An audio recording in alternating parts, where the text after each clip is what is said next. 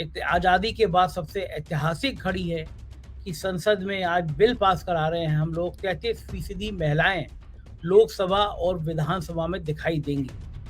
तो इस बिल के बाद क्या महिलाओं के जीवन में क्रांति होंगी? ये बिल ईमानदारी से महिलाओं के हक में था या फिर ये एक राजनीतिक स्टंट था चुनाव जीतने के लिए? संजय जी, क्या 33% में मणिपुर की महिलाएं भी इंक्लूडेड हैं?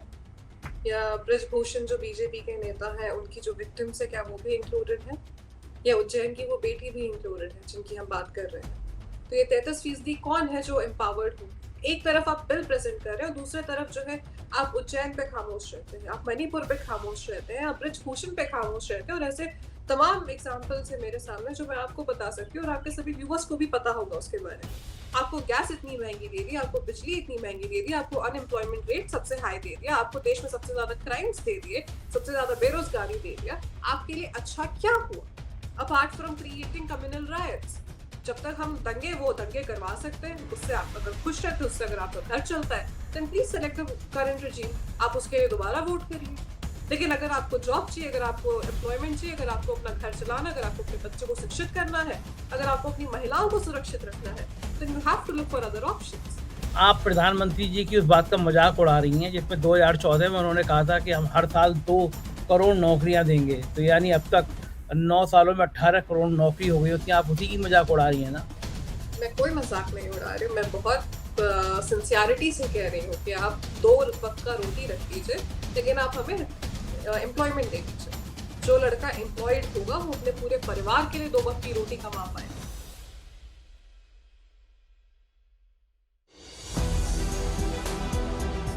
नमस्कार, मैं हूं संजय शर्मा। आप देख रहे हैं 4 PM न्यूज नेटवर्क। 5 राज्यों के चुनाव शुरू, मतलब तैयारियां शुरू, हंगामे शुरू, एक दूसरे पर आरोप प्रत्यारोप शुरू। कहीं आपके विकास की बातें नहीं होंगी, आप लिख के रख लीजिएगा। धर्म की बातें होंगी, जाति की बातें होंगी, हिंसा की बात होंगी, नेहरू ने क्या गलती कर दी उस पर बातें होंगी। लेकिन मौजूदा दौर में आपके पास अस्पताल नहीं है, आपके पास दवाएं नहीं है, एजुकेशन नहीं है, बच्चों की पढ़ाई की व्यवस्था नहीं है, नौकरी नहीं है, किसानी तबाह, और ये ऐसे मुद्दों पे कोई बात नहीं करेगा। उनको पता है, नेताओं को पता है कि धर्म अफीम के नशे की तरह काम करता है। आपको धर्म की चाशनी में डुबो देंगे और आप सब दर्द, दुख दर्द भूल जाएंगे जो आपके साथ गुजरा है। तो क्यों होता है देश का यह हाल? क्यों होता है नेता इस तरह की बातें करते हैं? महिलाओं को हक दिलाते दिलाते मणिपुर में नग्न होकर घुमा रही महिलाओं के बारे में बात नहीं करते, दर्द इजराइल का छलकता रहता है। आखिर ये सब क्यों होता है? आज मैं आपकी बात एक बहुत योग्य, बहुत काबिल, बहुत हुनरमंद, बहुत होशियार एक ऐसी नौजवान से बात कराऊंगा जिसके पास एक अपनी व्यापक सोच है, जिसके पास एक अपना विचार है और विचार के लिए वो जूझती रहती है। मेरी जिंदगी में बहुत सारे मैंने लोग देखे हैं, नौजवान देखे हैं, महिलाएं देखी हैं जो किसी ना किसी मुद्दे पे काम करती हैं। कोई पॉलिटिकल काम करता है, कोई विकास की बात करता है, कोई अलग अलग मुद्दे पे काम करता है। लेकिन आज मैं आपकी जिससे मुलाकात करा रहा हूँ और राजनीतिक विमर्श में बहुत एक्टिव रहती हैं, महिलाओं के मुद्दे पर संघर्ष करती सड़क पे दिखती हैं, और सबसे बड़ी बात, बेजुबान जानवरों के लिए उनका जीवन समर्पित है। मुझ में और आपने कई बार देखा होगा, सड़क पे कोई बेसहारा कुत्ता पड़ा है, कोई और जानवर पड़ा है, हम लोग निकल जाते हैं। लेकिन ये नौजवान लड़की ऐसी है जिसके पास 1.5-2 दर्जन ऐसे निराश्रित कुत्ते हैं जिनकी देखभाल के लिए ये अपना पूरा जीवन समर्पित करती है। ऐसा आजकल समाज में होते नहीं है कोई लोग। बेजुबानों की बात समझने वाले लोग होते नहीं है। और जो बेजुबानों की बात भी समझ रहा हो, जो राजनीतिक सोच जिसके पास हो, जिसके पास एक विजन हो, ऐसी तेज तर्रार, सौम्य और बातचीत करने में बहुत मुखर सृष्टि कश्यप आज मेरे साथ हैं। आप सब देख के पूछ रहे होंगे, सृष्टि जी को मैसेज करते रहते हैं लोग कि सृष्टि जी कहाँ गायब हो गई। एक महीनों बाद आज हमारे साथ हैं। सृष्टि जी, बहुत बहुत स्वागत आपका कि आप इतने महीनों बाद आपने हमको समय दिया। हमारे दर्शक पूछते थे कि सृष्टि जी इतनी बढ़िया बढ़िया बातें करती हैं, गायब कहाँ हो गई आजकल, कहाँ गायब थी आप? नमस्कार संजय जी, और आपके सभी व्यूवर्स को भी मेरा नमस्कार। जैसा कि आपने कहा कि सामाजिक कार्य आजकल मैं कर रही थी, तो यूपी इलेक्शन के बाद मैं उसी में ज़्यादा लग गई, बिकॉज़ मुझे लगा राजनीति से थोड़ा ब्रेक लेना चाहिए, अपने जीवन में कुछ और भी उद्देश्य होना चाहिए दूसरों का भला करने के लिए। तो अभी भी वही कर रही हूँ, लेकिन फिर मुझे लगा कि अभी फ़िलहाल इलेक्शंस हमारे सर पे हैं, पहले राज्य के, फिर देश के, and there are so many things that we need to speak out on, कि देश में चीज़ें ऐसी बहुत हो रही हैं जो गलत हैं और ऐसे लोगों को बहुत भ्रमित किया जा रहा है चुनावी मुद्दों के नाम पे, तो उसके बारे में हमें बात करनी चाहिए। तो मुझे सबसे पहले ध्यान आप ही का आया, बिकॉज़ यूपी में I can't think of anything better than 4 PM, and अब तो आप नेशनल हो चले हैं, तो इसकी भी आपको बधाई हो। शुक्रिया। जी। शुक्रिया सृष्टि जी, आपने हौसला बढ़ाया हम लोगों का। बात महिलाओं के हक की करते हैं, क्योंकि आप महिलाओं के लिए लगातार संघर्ष करती रही हैं, खड़ी रही हैं। पिछले दिनों प्रधानमंत्री जी ने बहुत जोशीला भाषण दिया संसद में और कहा कि आज ये आज़ादी के बाद सबसे ऐतिहासिक घड़ी है कि संसद में आज बिल पास करा रहे हैं हम लोग। 33% महिलाएं लोकसभा और विधानसभा में दिखाई देंगी। तो इस बिल के बाद क्या महिलाओं के जीवन में क्रांति होंगी? ये बिल ईमानदारी से महिलाओं के हक में था या फिर ये एक राजनीतिक स्टंट था चुनाव जीतने के लिए? संजय जी, क्या 33% में मणिपुर की महिलाएं भी इंक्लूडेड हैं, या ब्रजभूषण जो बीजेपी के नेता हैं उनकी जो विक्टिम्स है क्या वो भी इंक्लूडेड है, या उज्जैन की वो बेटी भी इंक्लूडेड है जिनकी हम बात कर रहे हैं? तो ये 33% कौन है जो एम्पावर्ड होंगे? बहुत अच्छा बिल है आप लेके आए, बहुत अच्छी बात है, महिलाओं को आप सशक्त करने की बात करते हैं, लेकिन दूसरे हाथ में एक एक तरफ आप बिल प्रेजेंट कर रहे हैं और दूसरे तरफ जो है आप उज्जैन पे खामोश रहते हैं, आप मणिपुर पे खामोश रहते हैं, आप ब्रजभूषण पे खामोश रहते हैं, और ऐसे तमाम एग्जाम्पल्स है मेरे सामने जो मैं आपको बता सकती हूँ और आपके सभी व्यूअर्स को भी पता होगा उसके बारे में। तो आप भरोसा करें तो किस बात पे करें? वो जो हम देख रहे हैं या वो जो आप कह रहे हैं? क्योंकि चुनावी जुमले तो आपके पुरानी आदत है, 15 लाख और ऐसे कई कई बातें हैं जो जनता को बहुत अच्छे से अब तो रट गया होगा, उनके ये सारी चुनावी जुमले।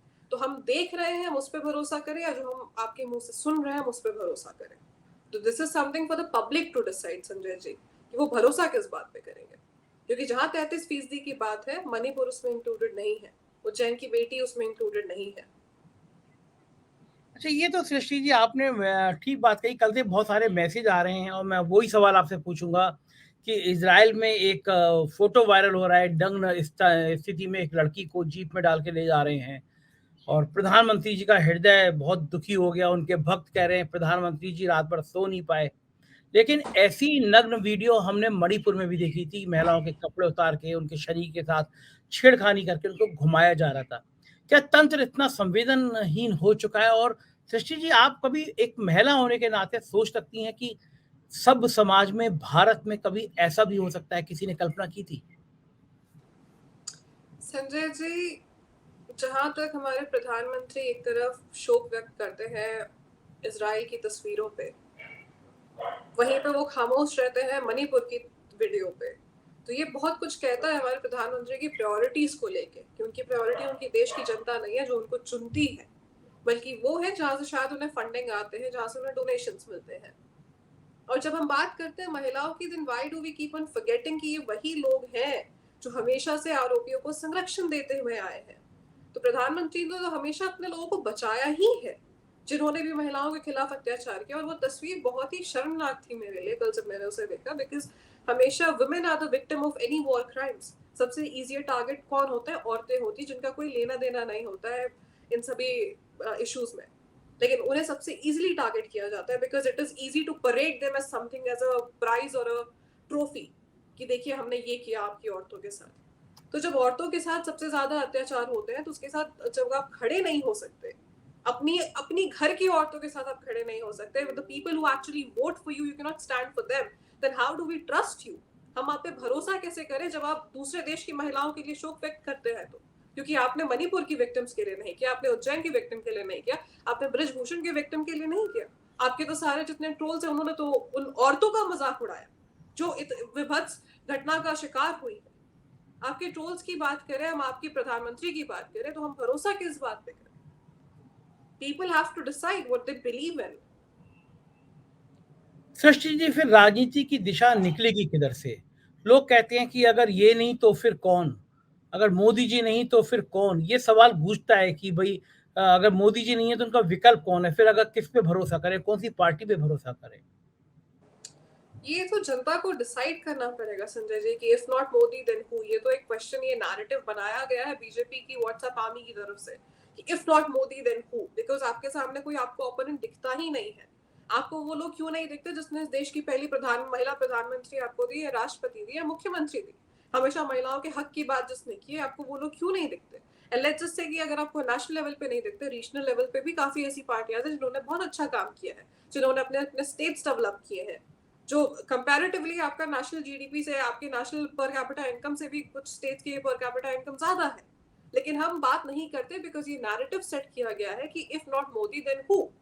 अगर लेकिन मोदी जी ने ऐसा अच्छा कर क्या दिया आपके लिए, जनता को तो ये सोचना पड़ेगा। आपको गैस इतनी महंगी दे दी, आपको बिजली इतनी महंगी दे दी, आपको अनएम्प्लॉयमेंट रेट सबसे हाई दे दिया, आपको देश में सबसे ज्यादा क्राइम्स दे दिए, सबसे ज्यादा बेरोजगारी दे दिया। आपके लिए अच्छा क्या हुआ apart from creating communal riots? जब तक हम वो दंगे करवा सकते हैं, उससे आप अगर खुश रहते, उससे अगर आपका घर चलता है, then please select the current regime. आप उसके लिए दोबारा वोट करिए।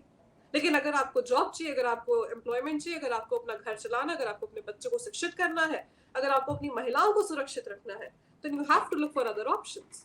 बिकॉज अभी जो रूलिंग पार्टी है, they have failed in every aspect जो एक कॉमन सिटीजन को अफेक्ट करती है।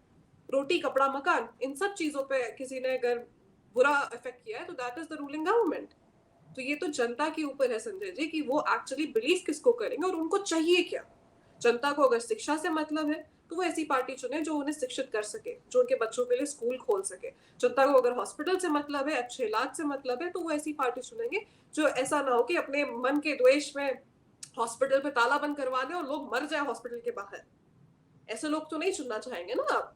आज शायद अमेठी वाले रिग्रेट कर रहे होंगे कि हमारा डिसीजन जो था, आज हमने ऐसे इंसान को चुना जिसकी वजह से लोगों की मृत्यु हो गई, बिकॉज उनके मन में एक पर्टिकुलर फैमिली को लेके इतनी नफरत है। तो you have to be very careful as a citizen कि आपको चाहिए क्या, and then you can make your choice. अगर आपको दंगा फसाद चाहिए, अगर आपको कम्युनल राइट्स चाहिए, then you have the current government to look go after. Srishti ji, आपको क्या लगता है? आपने इतनी सारी बातें करी, आपने इशारा किया, लेकिन आप खुल के नहीं बोल रही हैं। ऐसी कौन सी सरकार है जो लोगों के इतने हित की बात कर रहे हैं? ऐसी कौन सी राज्यों की सरकार है जिसने इतना काम किया हो, जिसने जीडीपी इतनी अच्छी की हो, लोगों के विकास की हो? ऐसे कौन से नाम है, कौन से राज्य हैं? आप खुल के आज क्यों नहीं बोल रही हैं? देखिए, मैं खुल के नहीं बोल रही, इसलिए नहीं बोल रही बिकॉज मैं यहाँ ओपिनियन लोगों के लिए बनाने नहीं आई हूँ। I am here to present my views कि मुझे क्या लगता है। और लोग आज के जमाने में I think they are smart enough to decide कि उनको क्या चाहिए। इसलिए मैं बहुत क्लियरली कह रही हूँ कि जनता को क्या चाहिए, ये जनता को चुनना पड़ेगा। जनता को शिक्षा चाहिए, जनता को मुफ्त में इलाज चाहिए, तो जनता देख रही है कि उसके पास ऐसी कौन सी गवर्नमेंट है, ऐसी कौन सी राज्य सरकार है जो ये चीजें उन्हें मुहैया करा रही है। जनता देख रही है कि कौन सी ऐसी सरकार है जो उन्हें बेटियों को आगे बढ़ाने की कोशिश कर रही है। और जनता ये भी देख रही है कि ऐसी कौन सी सरकार है जो अपने जो दोषी मंत्री हैं उनको संरक्षित कर रही है, उनको बचा रही है। तो it is all in front of the government. और मेरे बोलने ना बोलने से कोई फर्क नहीं पड़ेगा कि मैं किसको सपोर्ट कर रही हूँ, नहीं कर रही हूँ। द इशू इज कि आपको क्या चाहिए।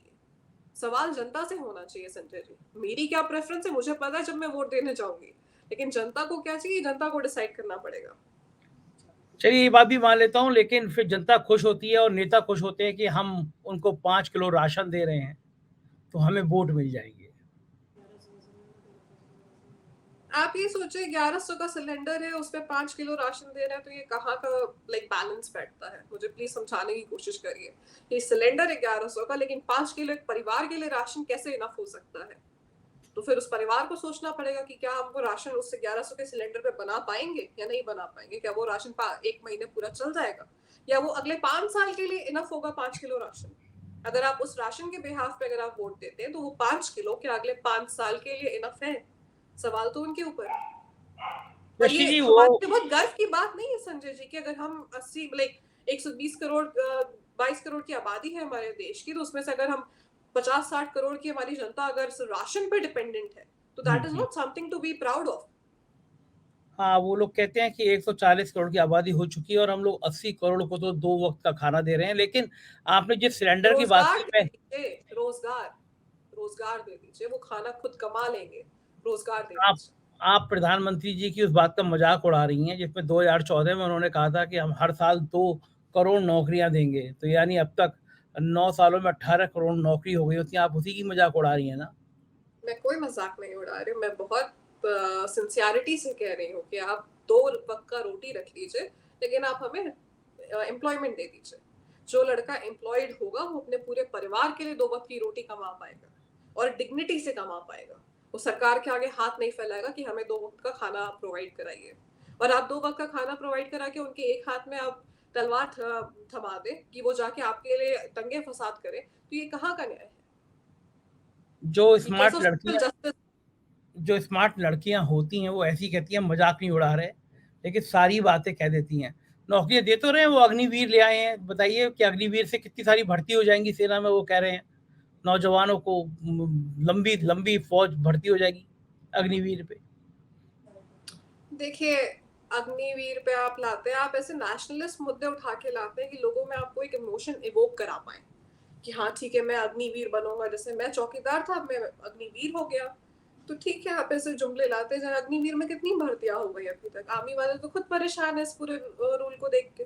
4 साल आर्मी के लिए तो वाले नौकरी 4 साल के लिए तो नौकरी मिल ही गई ना उनको, 4 साल बाद भले हटा दी जाए, लेकिन 4 साल की तो है ही नौकरी। कोई सेना में 4 साल के लिए नहीं जाता है संजय जी, ये आपको भी पता है। अगर अपने घर से कोई माँ अपने बेटा भेज रही है देश की सेवा में, तो वो 4 साल के लिए नहीं भेजती है। उस सेना की जो नौकरी है उससे पूरा परिवार उस पर आश्रित रहता है, ये मुझे और आप सबको पता है। तो ये 4 साल के लिए दिस इज नॉट समथिंग कि उसके बाद उसको पेंशन मिलेगी या फिर उसके बाद लाइफ लॉन्ग उसको बेनिफिट्स मिलेंगे। It is not there. 4 साल के लिए आपने नौकरी की, उसके बाद आप घर वापस आ गए, बात खत्म। उसके बाद आप एक युवा नौजवान है जिसके पास एक मिलिट्री ट्रेनिंग है, who knows how to handle guns. उसके बाद आपको नौकरी नहीं मिलेगी बिकॉज पढ़ने की उम्र में आप चले गए थे सीमा पे, आपके पास क्वालिफिकेशन नहीं है, तो फिर आप दूसरी नौकरी क्या कर पाएंगे अपनी जिंदगी में? सिस्टर जी, इस बात से तो मैं सहमत हूँ कि अग्निवीर को लेके सेना में भी एक आक्रोश था, रोष था। और क्योंकि ये 4 साल के जो नौजवान हैं, ट्रेंड हथियार चलाने की ट्रेनिंग लेके आएंगे, एक दिन लाखों करोड़ों लोग बेरोजगार होंगे जिनको हथियार चलाना आता होगा, तो इस देश में बहुत खतरनाक हालात पैदा हो सकते हैं क्या? भयावह हालात तैयार हो सकते हैं संजय जी, भयावह। बिकॉज उस नौजवान युवा को दोबारा बाहर नौकरी नहीं मिलेगी। जब आज के पढ़े लिखे नौजवानों को नहीं मिल रही, तो एक मिलिट्री ट्रेन नौजवान को कहाँ से मिलेगी जिसके पास कोई क्वालिफिकेशन नहीं है? तो वो आप एक प्राइवेट मिलिशिया तैयार कर रहे हैं 4 साल की ट्रेनिंग में। ये जब अग्निवीर स्कीम आई थी तब भी मैंने इस बात का यही कह के विरोध किया था कि आपकी जो एक मंशा है वन नेशन वन इलेक्शन या फिर इस देश में राज करने की, तो आप एक प्राइवेट मिलिशिया तैयार कर रहे हैं जिसको आप लीगलाइज तरीके से मिलिट्री ट्रेनिंग दे रहे हैं। तो आप इसको कल को अपने बेनिफिट में कैसे भी इस्तेमाल कर सकते हैं। This can be a very very brutal picture. आम जनता के लिए एक बहुत खौफनाक चीज है इमेजिन करना कि कल को उनके बगल में या उनके घर से कोई बच्चा पढ़ बाहर जाए अग्निवीर में और 4 साल के बाद वो लौट के आए और उसके पास कोई देश में जॉब अपॉर्चुनिटी ना हो, तो वो क्या करेगा? उसको रिक्रूट कहाँ से किया जाएगा और किस संस्था के द्वारा किया जाएगा? तो that is something to think about. Srishti ji, एक समस्या और आ रही है भाजपा के सामने कि नीतीश कुमार ने चिंगारी लगाई, जातिगत जनगणना के आंकड़े जारी कर दिए, और वो जनगणना ने बताई कि पिछड़े, अति पिछड़े, अल्पसंख्यक मिला के 80-90% वोट होता है। यही हालत उत्तर प्रदेश की भी है। तो उत्तर प्रदेश में भी ये आवाज़ें उठने लगी हैं कि एक तरफ पिछड़े का, अति पिछड़े वोट 65% से ज़्यादा बैठ रहा है उत्तर प्रदेश में, लगभग लोगों का अनुमान है। दूसरी तरफ 4 या 5% क्षत्रिय, जिसमें आप अन्यथा मत कीजिएगा, मैं बात करता नहीं हूँ ऐसे, लेकिन आप भी चूंकि ठाकुर हैं, क्षत्रिय हैं, तो लोग कह रहे हैं कि ये 4-5% वाले क्षत्रिय और पंडित जी मिलके राज करते हैं।